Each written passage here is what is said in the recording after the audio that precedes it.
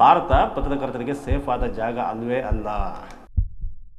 ಭಾರತ ಯಾಕೆ ಈ ಹಂತಕ್ಕೆ ಬಂದು ಕುಸಿದೋಯ್ತು? ಏನು ಇದಕ್ಕೆ ಕಾರಣ? ಮಾಧ್ಯಮಗಳು ರಾಜಕೀಯವಾಗಿ ಹೆಚ್ಚು ಶೋಷಣೆಗೊಳಗಾಗ್ತವೆ.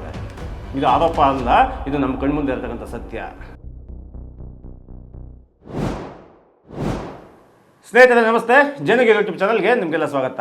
ಹೆಲ್ಲಿ ಲಿಂಗ್ ನಾರ್ವೆಯ ಒಬ್ಬಳು ಪತ್ರಕರ್ತೆ ಪ್ರಧಾನಿ ಮೋದಿ ಅವರನ್ನ ಏಕಾಏಕಿ ಪ್ರಶ್ನೆ ಮಾಡಿ ಪಂಜಿತಿಗೆ ಸಿಲುಕಿಸ್ಬಿಟ್ಲು. ಅದು ಇಡೀ ವಿಶ್ವಾದ್ಯಂತ ಚರ್ಚೆಗೆ ಬಂತು. ಯಾಕೆ ನಿಮ್ಮ ದೇಶವನ್ನು ನಾವು ಯಾಕೆ ನಂಬಬೇಕು ಅಂತೇಳಿ ಮೋದಿ ಅವರನ್ನ ಕೇಳಿದಂಥ ಹೆಲ್ಲಿ ಲಿಂಗ್ ಪ್ರಶ್ನೆ ಇಡೀ ಜಗತ್ತಿನಾದ್ಯಂತ ಸೌಂಡ್ ಮಾಡ್ತಾ ಇದೆ. ಆ ಪ್ರಶ್ನೆ ಕೇಳಿದ್ದಕ್ಕೆ, ಅದು ಉತ್ತರ ಕೊಟ್ಟಿದ್ದಕ್ಕೆ ಮತ್ತು ಅವರ ವಿಚಾರಗಳನ್ನು ಆನಂತರ ನೋಡೋಣ ಅಂತ. ಆದರೆ ಆ ಪತ್ರಕರ್ತೆಯನ್ನು ನಾವು ಮುಂದಿಟ್ಕೊಂಡು ನಮ್ಮ ದೇಶದಲ್ಲಿರ್ತಕ್ಕಂಥ ಪತ್ರಿಕಾ ಸ್ವಾತಂತ್ರ್ಯದ ಬಗ್ಗೆ ಒಂದಷ್ಟು ಮಾತಾಡಬೇಕಾಗತ್ತೆ. ಆ ನಿಟ್ಟಿನಲ್ಲೇ ಈ ವಿಡಿಯೋವನ್ನು ನೀವು ಕಂಪ್ಲೀಟ್ ನೋಡಿ ಆದ ನಂತರ ನಿಮ್ಗೆ ಏನು ಅನಿಸುತ್ತೆ ಅನ್ನೋದನ್ನು ಕಮೆಂಟ್ ಮಾಡಿ, ಸಬ್ಸ್ಕ್ರೈಬ್ ಮಾಡಿ.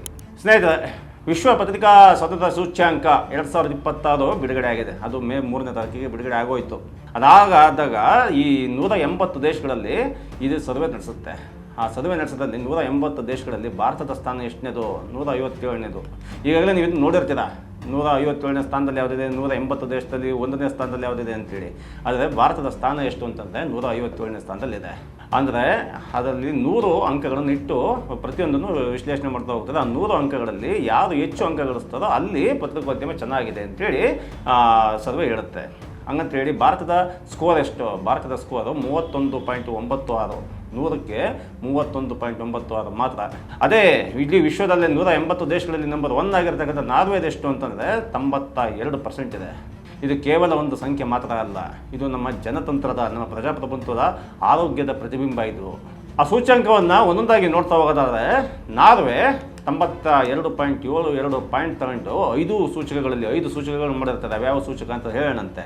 ಆ 5 ಸೂಚಕಗಳಲ್ಲೂ ಕೂಡ ಗುಡ್ ರೇಟಿಂಗ್ ತಗೊಂಡಿದೆ. ಇದು ಸತತವಾಗಿ 10ನೇ ಬಾರಿ ನಂಬರ್ 1 ಸ್ಥಾನದಲ್ಲಿರ್ತಕ್ಕಂಥದ್ದು ನಾರ್ವೆ ದೇಶದ್ದು. ಆದರೆ ಭಾರತ ಯಾಕಿಷ್ಟು 31.96ಕ್ಕೆ ಕುಸಿತ ಆಯಿತು ಅನ್ನೋದನ್ನು ಒಂದೊಂದಾಗಿ ನೋಡ್ತಾ ಹೋದಂತೆ. ಆದರೆ ಇನ್ನೊಂದು ವಿಷಯ ಗಮನವಾಗಿರಬೇಕಾದ್ದು ಅಂತಂದರೆ, ವಿಶ್ವದಲ್ಲಿ ಸರಾಸರಿ ಸ್ಕೋರ್ ಅಂದರೆ 25 ವರ್ಷಗಳಲ್ಲಿ ಇದೇ ಅತ್ಯಂತ ಕಡಿಮೆ ಸ್ಕೋರ್ ಮಾಡಿರ್ತಕ್ಕಂಥದ್ದು ಇಂಡಿಯಾ. ವರ್ಷದಿಂದ ವರ್ಷಕ್ಕೆ ಪತನ ಆಗ್ತಾನೇ ಇದೆ. ಇದು ತುಂಬ ವೆರಿ ಸೀರಿಯಸ್ ಕ್ಯಾಟಗರಿಯಲ್ಲಿದೆ ಭಾರತ ಅಂತೇಳಿ ರಿಪೋರ್ಟರ್ಸ್ ವಿತೌಟ್ ಬಾರ್ಡರ್ಸ್ ಅನ್ನುವ ಈ ಸರ್ವೆ ಹೇಳ್ತಾ ಇದೆ. ಇದು ಯಾವ್ಯಾವುದ ಸೂಚಕಗಳ ಮೇಲೆ ಮಾಡ್ತಾ ಹೋಗುತ್ತೆ? ಪೊಲಿಟಿಕಲ್ ಇಂಡಿಕೇಟರಲ್ಲಿ ಭಾರತ ಎಷ್ಟನೇ ಸ್ಥಾನದಲ್ಲಿದೆ? 160ನೇ ಸ್ಥಾನದಲ್ಲಿದೆ, 21% ಮಾತ್ರ. ಎಕನಾಮಿಕ್ ಇಂಡಿಕೇಟರ್ ಆರ್ಥಿಕ ಸ್ಥಿತಿಗತಿಗಳಲ್ಲಿ 144ನೇ ಸ್ಥಿತಿಯಲ್ಲಿದೆ ಸ್ಥಾನದಲ್ಲಿ, 32.63 ಅಷ್ಟೇ. ಲೀಗಲ್ ಇಂಡಿಕೇಟರ್ ಅಂದರೆ ಕಾನೂನಿನ ವಿಷಯಕ್ಕೆ ಬಂದಂತೆ 141ನೇ ಸ್ಥಾನದಲ್ಲಿದೆ ಭಾರತ, 39%. ಇನ್ನು ಸೋಷಿಯಲ್ ಇಂಡಿಕೇಟರಲ್ಲಿ 157ನೇ ಸ್ಥಾನದಲ್ಲಿದೆ ಭಾರತ, ಅದರಲ್ಲಿ 33.65. ಸೆಕ್ಯೂರಿಟಿ ಇಂಡಿಕೇಟರ್ ಅಂದರೆ ರಕ್ಷಣೆಯ ವಿಚಾರಕ್ಕೆ ಬಂದಾಗ 158ನೇ ಸ್ಥಾನಕ್ಕೆ ಹೋಗಿದೆ ಭಾರತ, 32.77. ಇವೆಲ್ಲ ನೋಡ್ತಾ ಹೋದರೆ ನಮಗೆ ಭಾಳ ಗಾಬರಿ ಆಗ್ತಾ ಹೋಗುತ್ತೆ. ಭಾರತ ಯಾಕೆ ಈ ಹಂತಕ್ಕೆ ಬಂದು ಕುಸಿದೋಯ್ತು? ಏನು ಇದಕ್ಕೆ ಕಾರಣ? ಪ್ರಮುಖ ಕಾರಣಗಳೇನು ಅಂತೇಳಿ ಆ ವರದಿನೇ ಹೇಳ್ತಾ ಹೋಗುತ್ತೆ. ಆ ವರದಿ ಪ್ರಕಾರ ಯಾಕೆ ಇಷ್ಟು ಕಡಿಮೆ ಹಂತಕ್ಕೆ ಹೋಗಿದೆ ಅಂತ ಹೇಳ್ತಾ ಹೋದರೆ, ಮೊದಲನೇದಾಗಿ ಪತ್ರಕರ್ತರ ಮೇಲಿನ ಹಿಂಸಾಚಾರ. ಈ ರಿಪೋರ್ಟರ್ಗಳಿದಾರಲ್ಲ ಇಂಡಿಯಾದಲ್ಲಿ, ಅವರಿಗೆ ಸೇಫ್ಟಿ ಅನ್ನೋದು ಇಲ್ಲವೇ ಇಲ್ಲ. ಪ್ರತಿ ವರ್ಷ ಸರಾಸರಿ 3 ರಿಂದ 4 ಜನ ಪತ್ರಕರ್ತರು ಕೊಲೆ ಆಗೋಗ್ತಾರೆ ಈ ಕೆಲಸ ಮಾಡ್ತಾ ಇರೋದಕ್ಕೋಸ್ಕರ. ಭದ್ರತೆ ಅನ್ನೋದು ಇಲ್ಲವೇ ಇಲ್ಲ. ಅಂದರೆ ಭಾರತ ಪತ್ರಕರ್ತರಿಗೆ ಸೇಫ್ ಆದ ಜಾಗ ಅಲ್ವೇ ಅಲ್ಲ ಅನ್ನೋದು ಆ ಸರ್ವೆ ಹೇಳ್ತಾ ಇರೋದು. ಎರಡನೇದಾಗಿ ಮಾಧ್ಯಮದ ಮಾಲೀಕತ್ವದ ಕೇಂದ್ರೀಕರಣ ಅಂತ ಹೇಳುತ್ತೆ. ಮಾಧ್ಯಮದ ಮಾಲೀಕತ್ವ ಅಂತಂದ್ರೇನು ಅಂದರೆ ನೇರವಾಗಿ ಇದು ಯಾರನ್ನು ಹೇಳ್ತದೆ ಅಂತಂದರೆ, ಅದಾನಿ ಗ್ರೂಪಲ್ಲಿ ಸಿಗಾಕೊಂಡಿರ್ತಕ್ಕಂಥ ಮೀಡಿಯಾಗಳ ಬಗ್ಗೆ ಈ ಸರ್ವೆ ಮಾತಾಡಿದೆ. ಭಾಳ ಗಂಭೀರವಾಗಿ ಮಾತಾಡಿದೆ. ಇದು ಅದಾನಿ ಗ್ರೂಪ್ ಕೆಳಗಡೆ ಎಷ್ಟು ಕಂಪನಿಗಳಿವೆ, ಎಷ್ಟು TV ಚಾನಲ್ಸ್ಗಳಿದ್ದಾವೆ, ಎಷ್ಟು ಪೇಪರ್ಗಳಿದ್ದಾವೆ ಅಂತ ಹೇಳ್ಬಿಟ್ಟು ನೀವೊಮ್ಮೆ ನೋಡ್ಕೊಂಡು ಬನ್ನಿ. ಅಂದರೆ ಈ ಅದಾನಿ ಹೇಳಿ ಕೇಳಿ ಸರ್ಕಾರ ಅಂದರೆ ನರೇಂದ್ರ ಮೋದಿ ಅವರಿಗೆ ಹತ್ತಿರದಲ್ಲಿರ್ತಕ್ಕಂತಹ ಒಬ್ಬ ವ್ಯಕ್ತಿ, ಅಂದರೆ ಒಂದು ಸಂಸ್ಥೆ, ಅವನು ಬರೀ ಒಬ್ಬ ವ್ಯಕ್ತಿ ಅಲ್ಲ, ಸಂಸ್ಥೆ. ಆ ಸಂಸ್ಥೆಯ ಕೈಲಿ ಇಡೀ ಭಾರತದ ಮಾಧ್ಯಮಗಳು ಸಿಗಾಕೊಂಡಿದೆ. ಆ ಮಾಧ್ಯಮಗಳೇ ಇಡೀ ಭಾರತದ ವಾಯ್ಸನ್ನು ನಿಯಂತ್ರಿಸ್ತಾ ಇದೆ.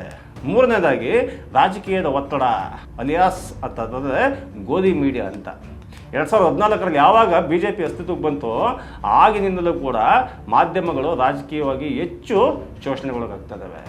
ಇದು ಆರೋಪ ಅಲ್ಲ, ಇದು ನಮ್ಮ ಕಣ್ಮುಂದೆ ಇರತಕ್ಕಂಥ ಸತ್ಯ. ಅಂದರೆ ಸರ್ಕಾರಿ ಮತ್ತು ಖಾಸಗಿ ಮಾಧ್ಯಮಗಳ ಮೇಲೆ ಹಿಡಿತ ಹೆಚ್ಚಾಗಿ ಹೋಗಿದೆ. ಅದರಲ್ಲೂ ಕೂಡ ಖಾಸಗಿಯವರು ಯಾವ ರೀತಿ ಆ್ಯಕ್ಟಿವ್ ಆಗೋದು BJP ಅವ್ರು ಬಂದ ಮೇಲೆ ಅಂತಂದರೆ, ಸರ್ಕಾರಿ ಮಾಧ್ಯಮಗಳು ಇದಾವೋ ಇಲ್ಲವೋ ಅನ್ನೋಂಥ ಅನುಮಾನ ಶುರುವಾಗೋಗ್ಬಿಟ್ಟಿದೆ. ಆ ಮಟ್ಟಕ್ಕೆ ಹೋಗಿದೆ. ನಾಲ್ಕನೇದಾಗಿ ಕಾನೂನುಗಳ ದುರ್ಬಳಕೆ. ಈ ಕಾನೂನುಗಳು ನಮ್ಮ ಪತ್ರಕರ್ತರ ರಕ್ಷಣೆಗೆ ಇಲ್ಲವೇ ಅನ್ನೋ ಮಟ್ಟಕ್ಕಿದೆ.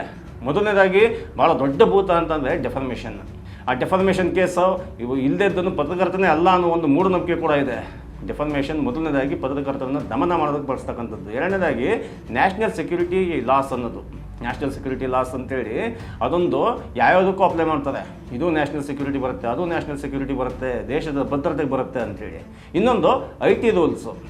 ರೂಲ್ಸು ಪತ್ರಕರ್ತರಿಗೆ ಮಾತ್ರ ಅಲ್ಲ, ಈ ದೇಶದಲ್ಲಿ ಪ್ರತಿಯೊಬ್ಬರು ಕೂಡ ಬದುಕೋಕ್ಕೆ ಅಸಹನೆ ಮೂಡಿಸ್ಬಿಟ್ಟಿದೆ. ಅಷ್ಟೊಂದು ಆ ಮಟ್ಟಕ್ಕೆ IT ರೂಲ್ಸ್ಗಳಿದ್ದಾವೆ. ಇನ್ನು digital personal data protection act ಅಂದರೆ ಡಿಜಿಟಲ್ ಪರ್ಸನಲ್ ಡೇಟಾ, ನಮ್ಮ ಪರ್ಸನಲ್ ಡೇಟಾಗಳಿದಲ್ಲ, ಆ ಡೇಟಾಗಳನ್ನು ಪ್ರೊಟೆಕ್ಟ್ ಮಾಡ್ತಕ್ಕಂಥ ಆ್ಯಕ್ಟ್ ಇದೆಯಲ್ಲ, ಅದು ಪತ್ರಕರ್ತರಿಗೆ ಭಾಳ ಗಂಭೀರವಾದ ಪರಿಣಾಮ ಬೀರ್ತದೆ.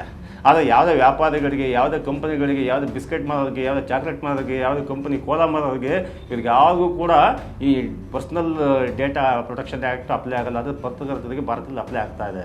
ಇನ್ನು ಟೆಲಿಕಮ್ಯುನಿಕೇಷನ್ ಆ್ಯಕ್ಟ್ ಅಂತ ಇದೆ, ಅದನ್ನು ಬಳಸಿ ಪತ್ರಕರ್ತರ ಮೇಲೆ ಕ್ರಿಮಿನಲ್ ಕೇಸ್ ಆಗ್ತಕ್ಕಂಥ ಕೆಲಸ ಹೆಚ್ಚಾಗಿ ನಡೀತಾ ಇದೆ. ಇನ್ನೊಂದು ಜುಡಿಷಿಯಲ್ ಹರಾಸ್ಮೆಂಟ್ ಹೆಚ್ಚಾಗ್ತಾ ಇದೆ. ಜುಡಿಷಿಯಲ್ ಹರಾಸ್ಮೆಂಟ್ ಬಗ್ಗೆ ನಾವು ಪದೇ ನೋಡ್ತಾನೆ ಇದ್ದೀವಿ. ಐದನೇದಾಗಿ ಸಾಮಾಜಿಕ ಮತ್ತು ಧಾರ್ಮಿಕ ಒತ್ತಡ.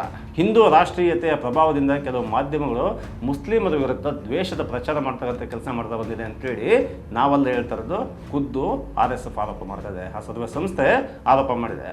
ಇಡೀ ಜಗತ್ತಿನ ಎಲ್ಲೋ ಕೂತು ಸರ್ವೆ ಮಾಡ್ತಾ ಇರ್ತಕ್ಕಂತಹ ಅದೊಂದು ಸರ್ವೆ ಡಿಪಾರ್ಟ್ಮೆಂಟಿಗೆ ಅರ್ಥ ಆಗುತ್ತೆ, ಆದರೆ ನಮ್ಮ ಭಾರತದಲ್ಲಿರ್ತಕ್ಕಂಥ ಪ್ರಜೆಗಳಿಗೆ ಅರ್ಥ ಆಗ್ತಾ ಇಲ್ಲ. ಹಿಂದೂ ರಾಷ್ಟ್ರೀಯತೆಯ ಪ್ರಭಾವ ಅಂತೇಳಿ ಹಿಂದೂ ದೇಶಭಕ್ತಿ ಅಂತೇಳಿ ವಿನಾಕಾರಣ ಮುಸ್ಲಿಮರ ಮೇಲೆ ದ್ವೇಷದ ಪ್ರಚಾರ ಮಾಡ್ತಾ ಇರ್ತಕ್ಕಂಥ ಮಾಧ್ಯಮ ಇದೆಯಲ್ಲ, ಇದು ಯಾವತ್ತಿದು ಅಪಾಯಕಾರಿ. ಇದಕ್ಕೋಸ್ಕರನೇ ಸೂಚ್ಯಂಕದಲ್ಲಿ ಕೆಳಗಡೆ ಬರ್ತಾ ಇರ್ತಕ್ಕಂಥದ್ದು.